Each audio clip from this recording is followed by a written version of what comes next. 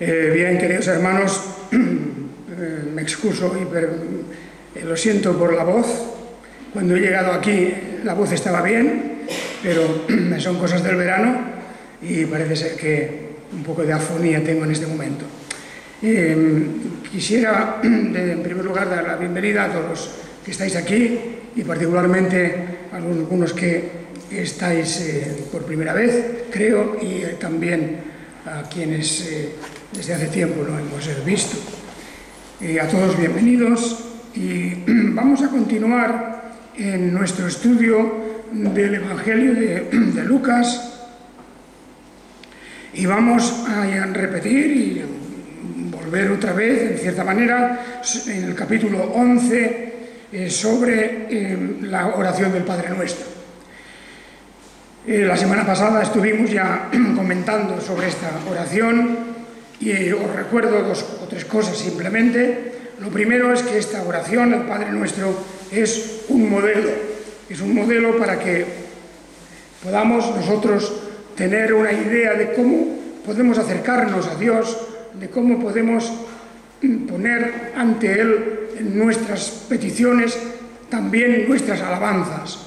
Una oración es un diálogo con Dios, no es un monólogo, no es una forma, diríamos, de comunicarnos solamente por una vía, sino que hay dos. La respuesta de Dios está en su palabra escrita. Debemos de tener eso muy claro. La palabra de Dios contesta y responde a nuestras oraciones tanto como los hechos o los sucesos que ocurren cuando hacemos alguna petición. Porque no siempre son peticiones. La oración no consiste simplemente en pedir. La oración es una alabanza a Dios, es un acto de adoración, es una exposición de nuestra propia situación y también, claro, la solicitud que hacemos a Dios para que algunas de nuestras cargas, de nuestros problemas, de nuestras dificultades puedan ser levantadas y desaparezcan si es su voluntad. Entonces, como realmente no sabemos cómo hay que orar, no lo sabemos realmente, ha de ser el Espíritu quien guíe y ayude nuestra oración. Y eso quiere decir que la primera cosa que hemos de hacer es escuchar la voz del Espíritu. La voz del Espíritu, que es quien nos guía a orar, está aquí. La voz del Espíritu está en esta oración del Padre Nuestro. Cuando los discípulos se acercan a pedir al Señor que les enseñe a orar, dice, como también Juan enseñó a sus discípulos, el Señor les dice, pues cuando oréis, decid Padre o Padre Nuestro, en algunos textos, santificado sea tu nombre, venga tu reino, etc. Todo esto que ya conocemos. Aquí tenemos la voz del Espíritu. Nosotros no sabemos cómo orar, pero el Espíritu ya nos da aquí una pauta. Esto es una pauta. No se trata de repetir y repetir la oración de una manera, pues diríamos, casi como ausente, mecánicamente, sino que aquí lo que tenemos es una oración puesta para que todos nosotros sepamos a qué atenernos. De manera que no pidamos cosas extravagantes, que no digamos cosas extravagantes, que no nos alejemos de cuál es la voluntad real de Dios para la oración. Y aquí todo lo que es necesario está aquí contenido en esa oración del Padre Nuestro.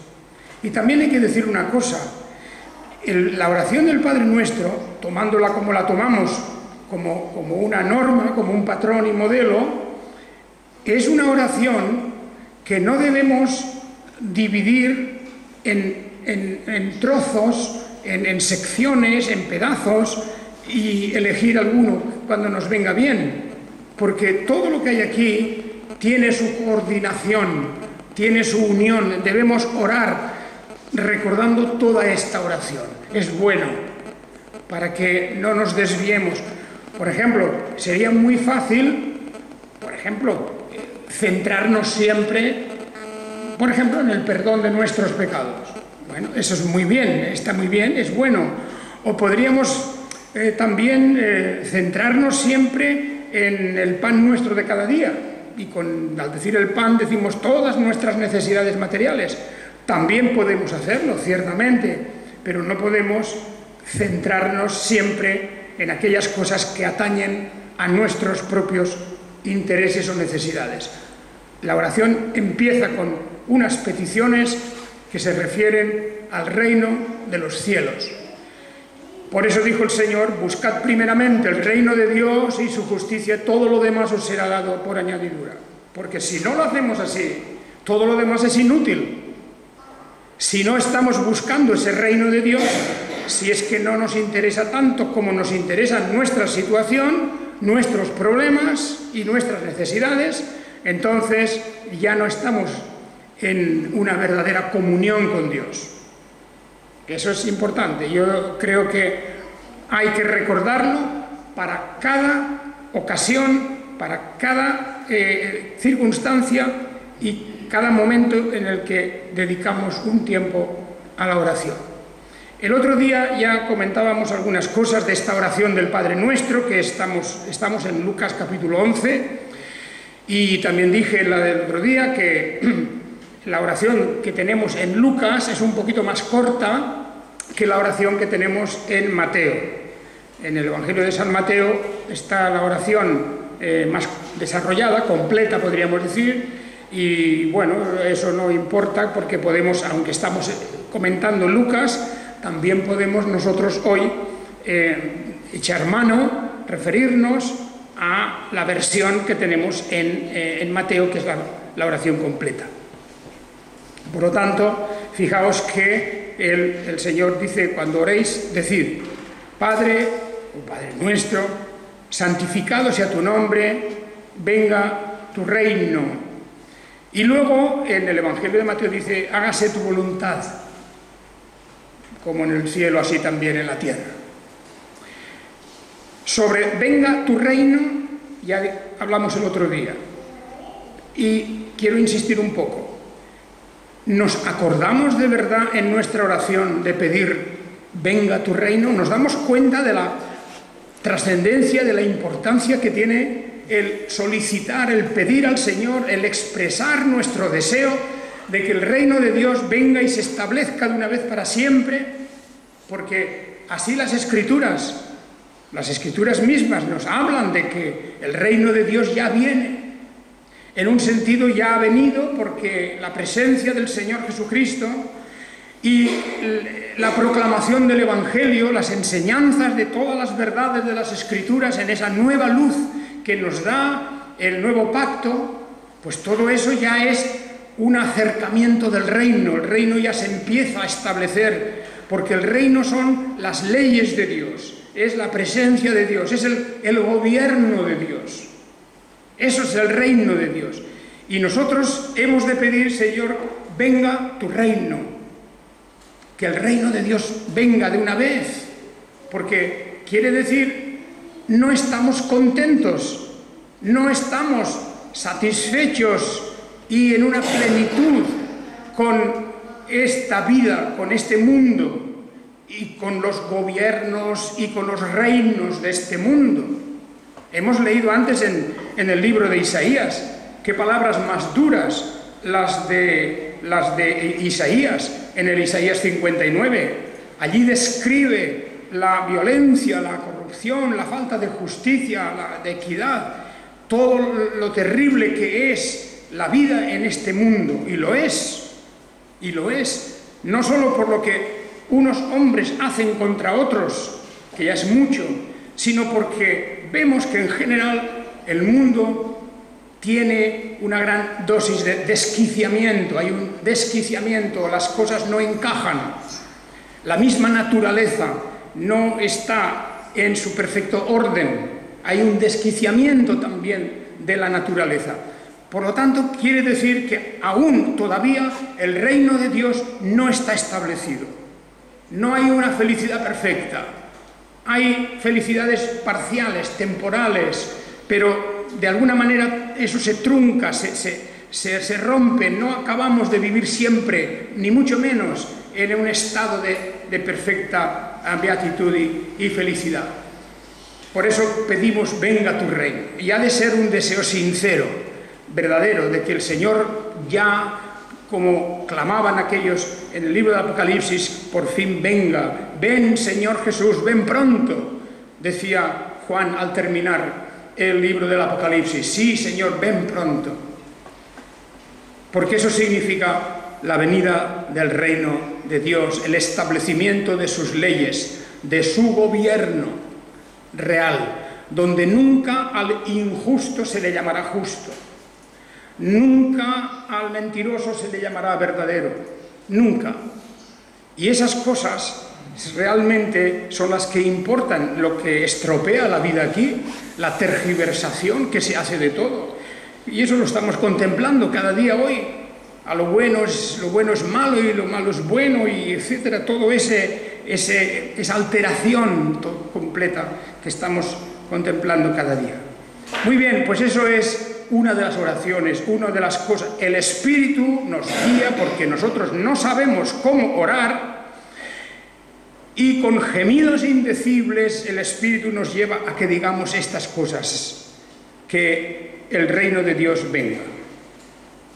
Luego, en el Evangelio de Mateo, la oración sigue diciendo, hágase tu voluntad, la voluntad de Dios. Como en el cielo, así también en la tierra. Esta petición, que ha de ser también una de las grandes peticiones que ponemos ante Dios siempre, se refiere a que nosotros todos tenemos un anhelo, hemos de tener el anhelo de que la palabra de Dios, la ley de Dios, sea obedecida. Pedimos, aunque sabemos que no vivimos todavía en la plenitud del reino de Dios, no vivimos en esa perfección final del reino, pero pedimos que la ley de Dios, la voluntad de Dios, se haga en la tierra, se cumpla en la tierra. Por lo tanto, que las gentes se sometan, que obedezcan, empezando por la propia Iglesia de Dios, el propio pueblo de Dios, porque en la historia de Israel, en la historia del pueblo de Dios y en la historia de la Iglesia del Nuevo Pacto, nos encontramos muchos ejemplos de rebeldía, de desobediencia, de no acatar la voluntad de Dios. Claro, eso no ocurre en los cielos, eso no ocurre en ese mundo de la perfección gloriosa en donde los redimidos ya están y donde los ángeles de Dios también están allí como servidores del Supremo Señor. Allí se cumple la voluntad de Dios perfectamente. Las órdenes de Dios, diríamos, las leyes de Dios, todo se cumple perfectamente. Y claro, el orden es absoluto. Dentro de la libertad gloriosa de los redimidos hay un orden, hay una verdadera entrega de nuestra voluntad a la voluntad de Dios. No se haga mi voluntad sino la tuya. Allí en la oración de Jesús el hombre, llega a él a decir, pero no se haga, Señor, mi voluntad sino la tuya. Porque Jesús, en cuanto hombre, también quiere mostrar su sometimiento a la voluntad de la divinidad. Jesús, hombre, se somete a Dios, a la voluntad divina. Esa es la importancia de esa expresión. Bueno, nosotros tendríamos que tener en nuestros labios siempre esa expresión que hay en Jesús. No sea mi voluntad, sino la tuya. ¿Y cuál es la voluntad de Dios? La voluntad de Dios es su ley, es su palabra. Y esto es importante, porque en En el vocabulario evangélico, en la jerga evangélica, siempre se habla de la voluntad de Dios. Y bueno, hay quien hace buen uso de esa palabra, pues hay quien tiene una buena instrucción y sabe lo que está diciendo, pero también hay gente que no sabe de qué habla, porque confunden la voluntad de Dios con sus propios deseos y su voluntad. Y claro, eso es mortal, eso es algo destructivo. La voluntad de Dios es todo lo que tenemos revelado en la palabra de Dios. La ley de Dios y todo lo que contienen las verdades y doctrinas y la historia y todo lo que se habla sobre los atributos de Dios y sobre la providencia de Dios y en definitiva todo el consejo de Dios que nos ha sido revelado. La voluntad divina nos ha sido revelado en su palabra. Pero no todo, porque hay cosas que Dios no ha revelado. Hay cosas que permanecen secretas en los designios de Dios. Y cuando los designios de Dios no han sido revelados, nadie puede decir esto es la voluntad de Dios. Excepto, claro, que veamos claramente los hechos que se produzcan donde se manifiesta la justicia de Dios, la rectitud de Dios, el orden que Dios establece, y ahí podemos ver manifestaciones de la justicia divina y de la voluntad de Dios. Pero es una cuestión muy delicada, porque se puede jugar mucho diciendo, es que la voluntad de Dios es que yo vaya a tal sitio. Y hay gente que habla así, para justificar sus deseos propios, para justificar sus intereses incluso. Hay gente que utiliza el nombre de Dios verdaderamente en vano. Es que esto es la voluntad de Dios, como si Dios les hubiera hablado en ese momento, como si hubiera venido un mensaje expreso, directo de Dios para decirle que sí, esto es mi voluntad. Y eso no es así, y lo vemos en las Escrituras de muchas maneras, porque a priori, antes de antemano, no podemos saber las cosas. Y por eso el Señor Jesús, en sus discursos, ¿verdad?, cuando se refiere a nuestros deseos, pues y sobre todo a nuestros planes, pues sí, mañana iré a esto, iremos allí, iremos allá, compraremos, venderemos, haremos esto, y decir, bueno, todo eso será si Dios quiere. Por lo tanto, está bien que hagamos planes, está bien que diseñemos algo del camino de nuestra vida, algo que podamos ciertamente pues enfocar nuestros deseos e intereses en una dirección. Muy bien, eso es legítimo, siempre que sean cosas honradas y normales. Pero aún así, hemos de recordar que se hará y se cumplirá si es la voluntad de Dios. Porque de antemano no lo sabemos. Y alguien puede decir, es que yo por fe sé que tengo que ir a tal sitio, es que yo tengo la fe de que debo de hacer esto. Bien, puede ser que lo puedas hacer, puede ser que te salga bien incluso, que lo cumplas, pero nunca debemos blasonar ni presumir de que conocemos de antemano la voluntad de Dios sobre un hecho. No lo conocemos. Las cosas que no han sido reveladas son de Dios. El futuro no nos está revelado. No sabemos nada del día de mañana. Y por eso, cuando planeamos, etcétera, está bien que planeemos, claro, es necesario incluso, pero hemos de decir y recordar siempre para nuestro interior, todo esto se hará si Dios quiere. ¿Por qué? Pues porque nadie puede decir acerca de su vida absolutamente nada, ni podemos avanzar nada sobre el futuro, si Dios quiere. Y una de las maneras de tener una cierta tranquilidad de que estamos haciendo la voluntad de Dios es considerar atentamente su palabra. Porque cuando estamos bien llenos de esa palabra y conocemos el carácter de Dios y los atributos de Dios, y vemos tantos ejemplos en las Escrituras de aquello en lo que Dios se complace y en lo que no se complace, pues entonces, claro, siguiendo esos ejemplos y siguiendo toda esa masa enorme de evidencias que tenemos, pues claro, podemos hacer las cosas correctamente. Y por ejemplo, el salmista muchas veces pues habla con una cierta tranquilidad cuando dice, pues, Señor, me deleito en tu palabra. Tu palabra, ¿os acordáis de ese famoso, claro, Salmo 119? Porque esa es la luz. Ahí él califica la palabra de Dios como la lámpara que alumbra su camino, la lámpara que alumbra sus pasos. Y eso es lo que le da la seguridad y la certeza de que está haciendo la voluntad de Dios.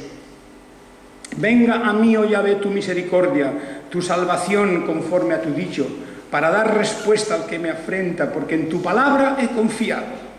No quites jamás de mi boca la palabra de verdad, porque en tus juicios espero ansiosamente.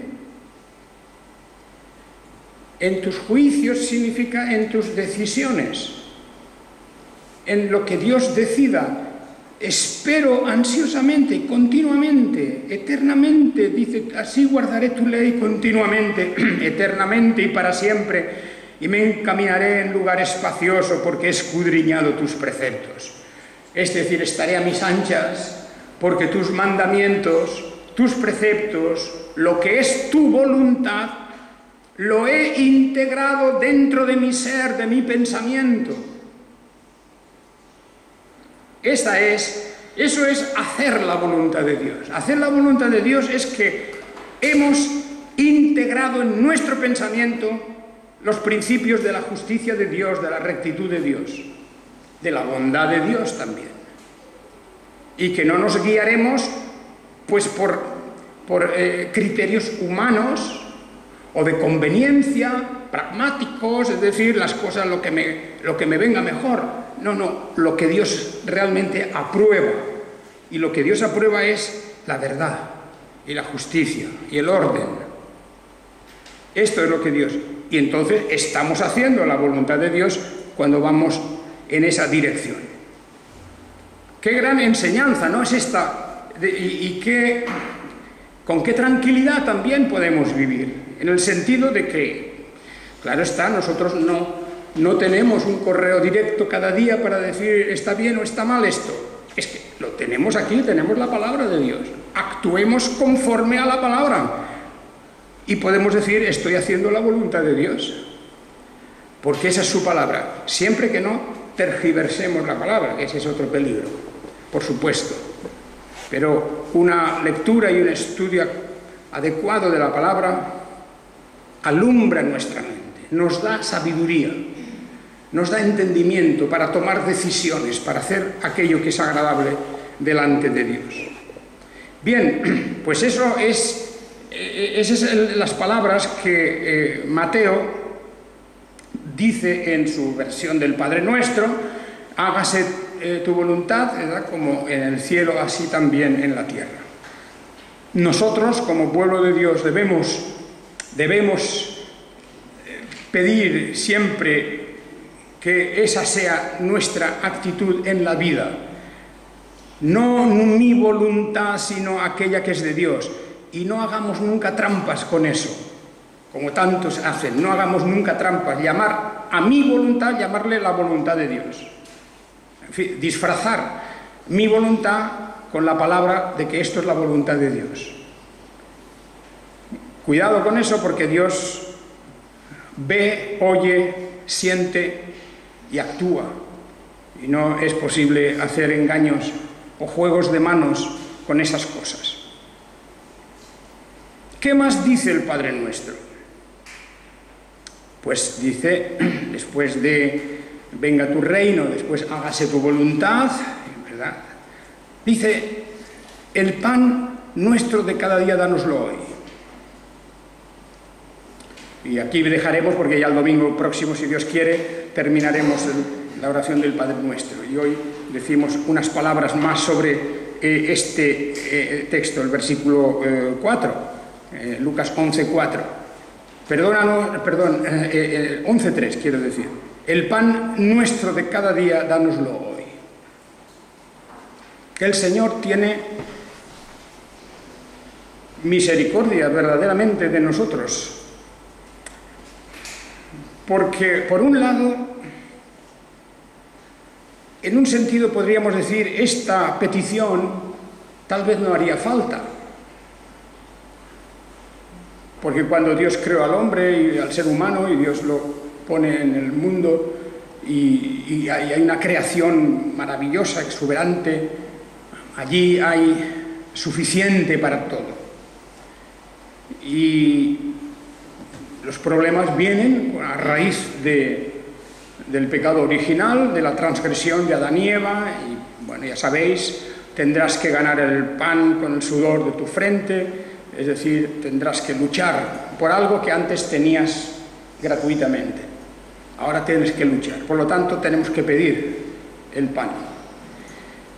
Y que conste que la abundancia y la riqueza de la creación originalmente era tan gloriosa que nunca habría hecho falta preocuparse, nunca habría existido el hambre, nunca habría existido el desastre que hoy vemos y que tan cínicamente se exhibe públicamente hoy, sobre todo en los medios de comunicación.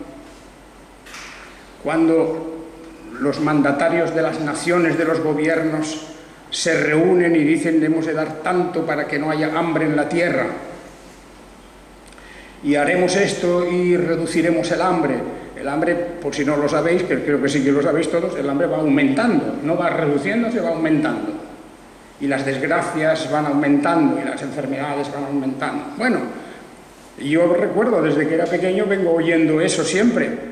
O leyéndolo en los diarios, todos estamos oyendo siempre, vamos a terminar con el hambre la terminaremos dando tanto, más cuanto, para beneficio de estos y los otros. Bueno, la verdad es que todos esos planes y esos buenos deseos, que todo está disfrazado ahí con los intereses de las naciones, de los gobernantes, de las grandes corporaciones, en fin, todo ahí Dios juzgará, porque eso es un mar proceloso donde no podemos entrar. Pero lo cierto es que necesitamos pedir el pan nuestro de cada día, porque en el mundo hay hambre. Y hay mucha gente que no tiene su pan cada día. Y hay mucha gente que vive en algunas partes de la tierra donde no solamente ni una sola comida diaria se puede hacer, y muchas veces todo en ruina, en mal estado, y mezclado con grandes enfermedades y peligros. Bueno, pues el cristiano no ha de olvidarse de sus propias necesidades, pero cuando decimos el pan nuestro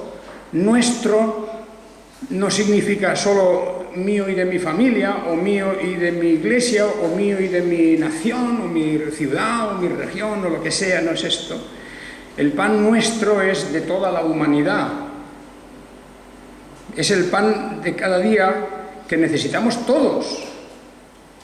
Todos necesitamos de ese pan. Y mientras que algunos lo tenemos, y lo tenemos en abundancia, y nos sobra, pues resulta que hay otros que no tienen absolutamente nada. Y los vemos hoy día por la televisión, y los vemos, en fin, de todos los informes que hay. Oremos, y aquí en esta oración, repito, insisto, no solo por el pan nuestro de mi familia, por ejemplo, que también, mi familia está incluida, también, pero es el pan nuestro como seres humanos. No nos podemos olvidar del que muere. Y os acordáis, y traigo a colación otra vez la parábola del samaritano.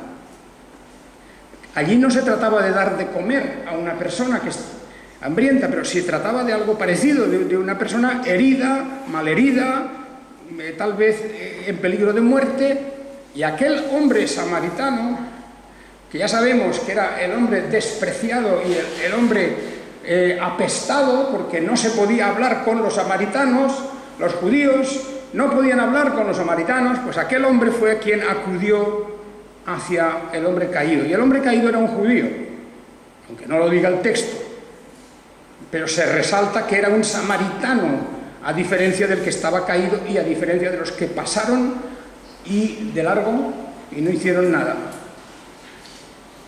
Lo cual quiere decir que la Escritura estaba en esa misma parábola del samaritano, nos dice: no solamente vosotros los judíos, o los que os consideráis pueblo de Dios, o los que os consideráis miembros de los pueblos, de los países ricos, no. También hay que ayudar a aquel que ha caído, al necesitado, al moribundo, al hombre herido, al hombre hambriento. De otra manera, si no sentimos algo de compasión hacia ellos, ¿dónde está nuestra fe y nuestro compromiso como hijos de Dios? El pan nuestro de cada día, dánoslo hoy. Y termino diciendo que el Señor habla de cada día. De cada día. A nadie le gusta vivir al día. Bueno, hay gente que vive al día porque se lo gasta todo. O sea, podría administrarse mejor. Y eso no es bueno. Porque si Dios nos da para que lo administremos más de un día, pues claro, tenemos que administrarlo, no podemos gastarlo todo en un día. Bueno, hay gente que vive al día porque quiere. Pero en los tiempos antiguos, la mayoría del pueblo, la mayoría de la gente, vivía al día porque les pagaban jornales, jornada. Cada jornada le pagaban el día. Has trabajado hoy, toma el salario de hoy. Y con eso podía vivir un día. Un día. Y por eso aquí se habla de pan nuestro de cada día. Para nosotros en muchos países ha cambiado eso. Ha cambiado completamente. Pero todavía hay muchos países en el mundo donde la gente depende de un jornal, si tiene trabajo ese día, y si no, nada. Todavía conocemos, hemos oído hablar, incluso aquí en este país, de algunos que por las mañanas temprano acuden a un sitio a ver si alguien los contrata. Eso lo habéis oído hablar, ¿verdad? Lo conocéis. Allí se van y habrán 50, 60 o 100 personas esperando a que venga un patrón y elija unos cuantos para el día, y los que no, pues seguramente ese día no tienen y no tendrán que llevar a sus casas. Por eso el Señor dice: no nos olvidemos de esto, no caigamos en la tranquilidad y algo así como, en fin, en una cierta petulancia de decir: yo ya tengo no solo para este día, para esta semana, para este mes, y tengo hasta reservas para otro año y otro año. Como hacía aquel joven rico que decía: alma mía, ya tienes reservado para toda tu vida. Ya lo tienes todo arreglado para toda tu vida. Y su vida era tan corta. Su vida era tan corta que no, y eso no lo sabía él, que aquella misma noche vinieron a decirles: necio, todas estas cosas, ¿de quién serán? Hoy mismo será demandada tu alma. Por eso, vivamos conscientes de que todo es día a día, continuamente. Nuestro pan, nuestra salud, nuestros recursos, nuestra habitación incluso, todo es de cada día. Y la prueba es de que tantos y tantos de la noche a la mañana se han encontrado sin nada. Una gran inundación, un gran incendio ha destruido en un momento la vida de unas personas. Y con eso se nos recuerda que nada tenemos seguro en este mundo. Por eso pidamos con mesura, pidamos con modestia el pan de cada día. Y si el Señor nos da más, por añadidura, bienvenido sea. El apóstol Pablo, ¿os recordáis? Dice claramente: sé estar en estrechez y sé tener abundancia. Las dos cosas las ha experimentado, la escasez y la abundancia, según la voluntad de Dios. En unas épocas ha sido una cosa, en otras épocas otra cosa. Sea como sea, gracias sean dadas a Dios. Tengamos paciencia, pues, a lo largo de nuestra vida y modestia. Y haga el Señor que de esta oración del Padre Nuestro, todos nosotros seamos conscientes de que si algún momento vamos a nuestra cámara en secreto, en la intimidad, y nos arrodillamos delante de Dios en la intimidad, podamos recordar antes que nada el Padre Nuestro. Y hagamos de nuestra oración, pues, una especie de duplicado del Padre Nuestro adaptado a nuestras circunstancias. Hagamos un ejercicio recordando siempre el Padre Nuestro, tengámoslo y no tengamos incluso miedo, porque algunas personas dicen, bueno, eso de recitar el Padre Nuestro es un rito católico, dicen algunos. Pues no, es como si recitáramos un salmo o si recitáramos un versículo de la carta a los romanos. Recitar el Padre Nuestro no es nada malo, se puede recitar y para recordarnos el modelo, y a partir de ahí podemos orar libremente, conformando nuestra oración al modelo del Padre Nuestro que tenemos en la palabra de Dios. Que el Señor os bendiga a todos y que Él guarde en vuestra alma todo este tiempo. Amén.